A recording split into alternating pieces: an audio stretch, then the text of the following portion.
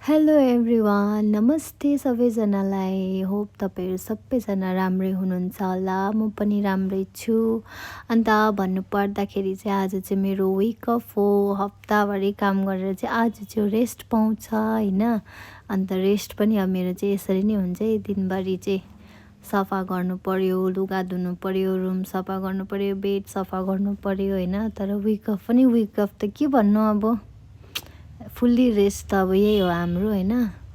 आज चाहिँ अलिकति ढिलो उठ्नु पर्यो भनेको त बिहान नै अपोजिटको बिल्डिङले चाहिँ मलाई डिस्टर्ब गरेर म उठिहालेँ हो गाइस।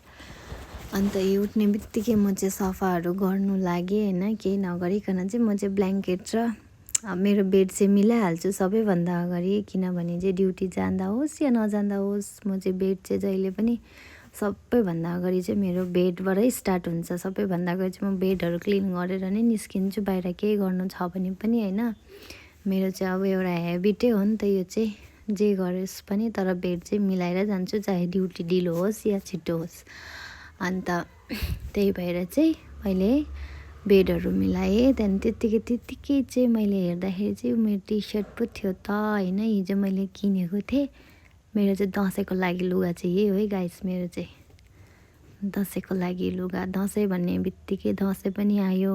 गाउँघरमा कति धेरै रमाइलो हुँदो होला, मेला सुरु हुँदो होला, कति धेरै रमाइलो हुन्छ गाउँघरमा त। अब यहाँ त हाम्रो दसैँ होस् कि दिवाली होस् यस्तै मात्र हो। काम, ड्युटी गयो आयो, खाना बनायो खायो सुत्यो, फेरि ड्युटी गयो, यस्तै छ। अन्त विक अफमा यसरी सफा गऱ्यो रुमहरू, आफ्नो लुगाफाटा धुयो, त्यसरी नै जान्छ अब हाम्रो त दिनहरू। योपालि चाहिँ म चाहिँ दसैँमा पनि घर गइनँ, किनभने चाहिँ अब त्यतिकै नगएको, आफ्नो आफ्नो प्रब्लमहरू पनि हुन्छ होइन। त्यही भएर चाहिँ म गइनँ योपालि होइन।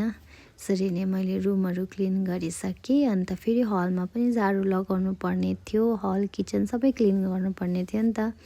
त्यही भएर त्यत्तिकैमा मेरो साथी पनि आइपुगेछ। अन्त घर रुममा कोही छैन भनेर सोच्दै को हुन्छ र म एक्लै, आज मेरो विक अफ होइन। आज अरू कसैको पनि हुँदैन नि त, एक एकजनालाई गर्दै दिन्छ। अनि त्यसलाई चाहिँ मैले त्यहीँ बस्दै गर, म बाहिर छिटो छिटो सफा गरेर आइहाल्छु भनेर चाहिँ बाहिर चाहिँ म यसले मफले नै मफ गर्छु होइन। लुगा चाहिँ लगाउँदिनँ, म चाहिँ रुममा मात्र लगाउँछु नि त। अन्त किचनहरू सबै सफा गरेँ, चिटिकचराक पारेर सकिहालेँ हतार हतार। अन्त मेरो साथीलाई के खान्छस् भनेर सोध्नुको लागि जानु पर्यो भनेर चाहिँ गएँ। त के खान्छस् भनेर बनाइदिनु पर्यो। अन्त बल्ल बल्ल आउँदैछ होइन। Thank you for watching.